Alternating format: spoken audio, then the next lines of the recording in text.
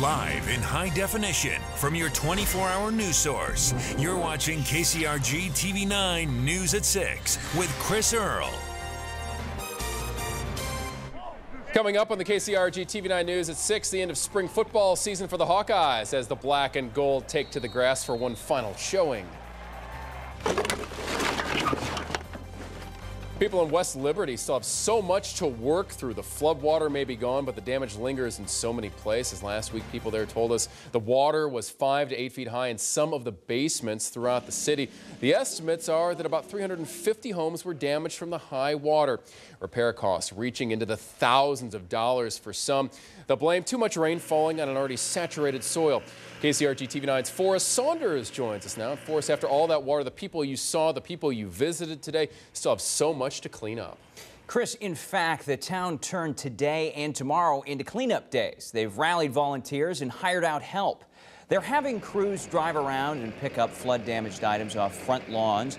We saw furniture, electronics, and insulation. All of it's being taken to big garbage dumpsters at the Dutton Sports Complex. One woman we talked to had to knock down her basement's drywall and haul it over. An estimated $10,000 to repair. She says it was all done by only a few inches of water. It doesn't matter once it reaches the drywall and the paneling. It just becomes 1,000 square feet of sponge. Chris, tomorrow afternoon, cleanup continues from 1 to 5. We've only scratched the surface of this story, so join us at 10 to hear from homeowners who say flooding is just part of life in West Liberty. TV9's Forrest Saunders, new edition here. Welcome back to Cedar Rapids. Good to have you back in town. Thanks, Forrest. Thank you very much. Along with that note, the heavy rain and the snow melt in Illinois has led thousands of people to seek shelter in emergency facilities. The Waterloo Red Cross is working with the Cedar Rapids chapter to help flood victims near Chicago. The two chapters combined their numbers today, each deploying an emergency response vehicle for their mission. The two-week-long mission will try to help relieve flood victims in Rolling Meadows, Illinois. That's a northwest suburb of Chicago. Volunteers hope that their efforts will ease the trauma for those affected. A lot of people are moved into shelters and other kinds of locations, and as people start getting back into their homes, there'll be working going on. So we'll be providing food, cleanup kits, and a variety of other kinds of activities. The Red Cross expects to deploy all of their response vehicles from Iowa chapters throughout Illinois over the next 2 days. This Saturday was splendid outside, one of those days where everywhere you looked you saw people, many of them very friendly because of the weather. We'll now bring in meteorologist Charlene Malin for the first alert forecast. And you could tell it was beautiful outside because social media was quiet this afternoon. Everybody outside enjoying that beautiful weather. More nice weather on the way as we head into Sunday. Satellite and radar does show a couple of showers trying to make their way in across southeastern Iowa, extreme southeastern Iowa. No reports of any of this hitting the ground just yet, but a couple of sprinkles may be seen in Mount Pleasant, but most of us just left with these beautiful conditions. It is throwing a little bit of cloud cover our direction on our Parkersburg City Cam. You can see a partly cloudy sky, 63 degrees your current temperature. Southeast winds at 8 miles an hour. Temperatures across the area right now, low to mid 60s with some sunshine, especially across our far western communities. Now overnight, we'll keep some of those clouds with us. Partly cloudy and 51 degrees by midnight. Early tomorrow morning, starting off in the mid 40s with still holding on to those clouds, but we are looking at plenty of sunshine and temperatures reaching into the 70s in some spots. We'll go over full details to that forecast, including how long those 70s will last, coming up in just a few minutes. Chris? Thank you, Charlene. The debate over federal funding for air traffic controllers had some effect this week as many passengers found themselves delayed at some airports. These sequestration cuts have caused disruptions to travel, leaving behind a ripple effect in some places, even eastern Iowa. Congress overwhelmingly passed legislation on Friday to give the FAA money to avoid furloughs to air traffic controllers. The FAA says normal operations will begin by tomorrow night. Dubuque Regional was the only Iowa airport with the threat of these cuts, and earlier this month, DBQ's funding was extended until mid-June. A fire in Cedar Rapids left 6 people looking for a new place to stay. This happened around 11 last night at 1132 White Ivy Place Northeast. Firefighters said they could see flames coming from the roof of the home when they arrived. The roof collapsed when they were putting out the fire. The house is an assisted living home for 6 men. No one was injured in the fire. A judge ruled the retrial for a former Waterloo teacher accused of undressing students as punishment will stay in Waterloo. Larry Twigg is a former high school teacher at Waterloo West. A jury convicted him on 5 counts of lascivious conduct towards a minor in 2011. He's alleged to have poured chocolate syrup on a partially undressed student and made a student create snow angels wearing only boxers. Twig's attorney asked for the retrial to be moved because of all of the publicity, and he said that would not allow for a fair trial in Waterloo. The FBI arrested a man for sending poison letters to President Obama, a congressman, and other government officials. FBI agents arrested James Dutchke of Mississippi today at his home. He's accused of lacing letters with a poison called ricin. A single drop of it is enough to kill an adult. Officials dismissed charges and released another man suspected with sending the letters earlier this week. Shelter workers found a missing dog dead with its head cut off in Iowa. Paw Animal Shelter in Fort Madison had several dogs go missing a few days ago. Workers found one of the dogs dead by the railroad tracks on Thursday. Workers say they have no idea why someone would do this. There really aren't any words because normal people don't do this, don't act like this, don't behave like this. Police are investigating the death. They say someone killed the dog and then dumped the body at the railroad tracks. Will a proposal to charge a tax on all online purchases pass Congress? That's been bandied about for many years, and now the federal government is taking a long look at this. The Marketplace Fairness Act would tax all online purchases no matter what state you live in. Right now, Iowa businesses can only tax Iowans when a purchase is made online. If the bill passes, it's estimated to bring in $24 million to the state of Iowa. Longtime Democrat Senator Tom Harkin is a co-sponsor of the bill. The bill is currently in the Senate and the House. It's incredible. Over 1,700 total, 50,000. A little bit can do a lot. More than 400 volunteers spent their Saturday feeding the hungry. This is called Kids Against Hunger. And because they're volunteering about an hour out of their day, 50,000 meals have been stuffed, sealed, and packed up to go. A portion of these packages do stay here with local food pantries in eastern Iowa. The rest, though, go to fill the need in Honduras in a joint effort called One Nation, One Day. It's really cool to help other people when I have so many opportunities. I just want to have everybody else have something like that. The Holy Trinity Lutheran Church Youth Group raised $14,000 to prepare all the ingredients. The meals are designed to try to restart the digestive systems of those who may be malnourished. We see more of a focus on autism awareness these days, especially when you see those puzzle pieces to let people know about it. Yet plenty of people touched by this condition met in Cedar Rapids this morning with a walk, inching a little bit further towards a cure. Plus, this is a burst of April excitement before the heavy lifting of August college football practice. Closing out the spring season for the Hawkeyes. Josh has much more later in sports. Keep it here with your 24-hour news source, KCRG TV 9. 1 in 88, that is the estimated number of kids affected by autism, a number that we've seen get a little bit smaller in recent years, meaning more and more people affected. It's also the motivation behind the annual walk that took over Westdale Mall in Cedar Rapids earlier this morning. KCRG TV 9's Ashley Hinson tells us about the new purpose behind this year's event. The mission has always been awareness. Awareness about autism and families affected by it, like those walking Saturday on Team Tristan. You know, we were on a long journey of kind of running into dead-end roads. The Autism Society has helped them to connect with other families fighting some of the same battles. In the last couple of years, I mean, he's made huge gains. And the 6th annual Autism Walk brought together hundreds with a new goal in mind: action. I think we're well past the point of awareness. You know, everybody is connected at this point to somebody in their life. The money raised at this year's walk will help dozens of families who are coping with an autism diagnosis. Many of the procedures and therapies are pricey. The therapies can run anywhere from $90 to $200 an hour, and insurance rarely covers an actual autism diagnosis. But the treatment options out there really have grown thanks to the awareness campaign. More practitioners are coming in, different therapists, new things are available to our kids. And the organization's resources, for the first time last year, helped an adult on the spectrum. We were able to see, you know, a high-functioning person with autism advocating for himself. The mission, while focusing in on taking action for the problem, is really about creating a support network. We really want to be able to contribute and provide other families that are just getting started on the journey, you know, that opportunity to not have to reinvent the wheel. Connecting families and pieces of the autism puzzle. In Cedar Rapids, Ashley Hinson, KCRG TV 9 News. Thank you, Ashley. The group was hoping to raise $25,000 at today's event. 37 families benefited from Autism Society grants in our area just last year. For more information on the East Central Iowa Autism Society, just connect with kcrg.com. It's right there on the news links section. Charlene Malin, certainly felt like summer today. Could even tell just because I was finding those little bottles of sunscreen from last year, trying to squeeze just enough out to get through the day today. Oh, it was fantastic, and we have an even better day on the way heading into Sunday. As far as some of our highs go, these are what we're called in from our weather spotters. 63 degrees in North English, Iowa City coming in at 65 degrees, Anamosa at 68, but some 70s are in the forecast soon. All the details coming up, so stay with KCRG TV 9. Now the First Alert forecast with meteorologist Charlene Malin.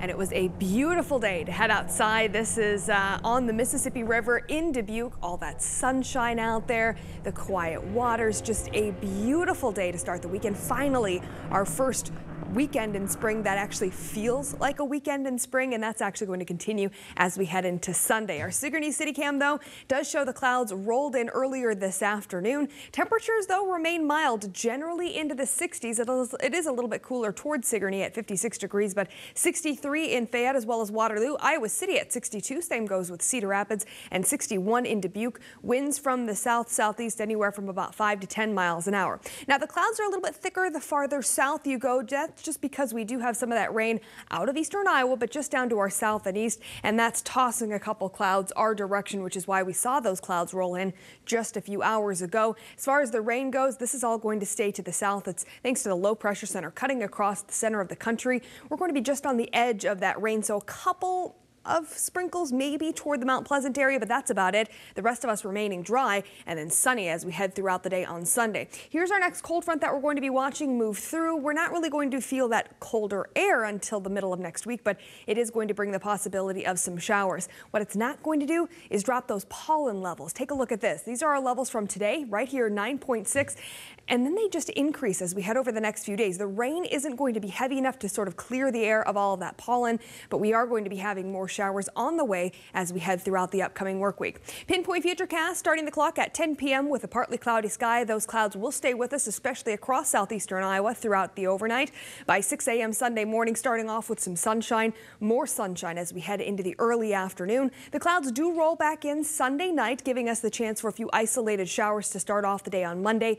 These will come in and out Monday and Tuesday, and then some more scattered showers toward the middle of the work week. Your First Alert forecast overnight, generally down into the mid-40s under a partly cloudy sky. Winds are going to remain very light, anywhere from about 0 to 2 or 3 miles an hour. So overall, a fairly pleasant night. As far as the temperatures go throughout the day tomorrow, your planner brings them back up into the mid-50s by 9 a.m., mid-60s by noon, and we are on our way into the low 70s. A couple areas may be stuck in the upper 60s, such as Decorah and into Dubuque, but 73 degrees expected for Iowa City with lots of sunshine, especially later in the afternoon. Winds will pick up at about 5 to 10 miles an hour. 70s do stick with us for a couple of days. 75 degrees expected on Monday.